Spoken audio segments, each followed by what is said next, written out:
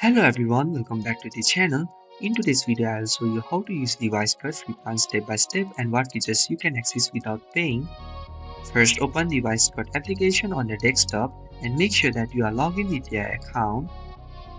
From the home page, you can start using the WiseCut for free. On the WiseCut free plan, you can upload videos, access the editor, generate auto subtitles, and so on. This allows you to fully preview and test the editor. Within the home page, you can just click on upload video or upload via link. Then select a video that you want. After selecting, tap on the confirm upload and please wait for it to load. Now you will be redirected to a new page in the clip section. In order to open the Wise editor, tap on the scissor icon.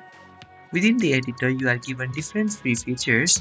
In order to use the features, you will see different icons at your right corner. The subtitles allow you to add subtitles as well as change font colors. Add background music freely. You can just search any songs that you want or genres, or just scroll down from the list of the song and then tap on it and then turn the music toggle on in order to add the background music. Within the project settings, you are given different options to handle the volumes as well as enhancers. You can just toggle them based on your preference. Once done with all the edits, all the changes are auto saved to your account, and you can just click the download or export icon and choose your format and settings. After all the updates, you can just click on confirm, and at this point WiseCut may ask a payment or upgrade stream. This happened because the free plan has limited or no free export, so exporting videos is a paid feature. Do not worry, as it is expected behavior and not a bug.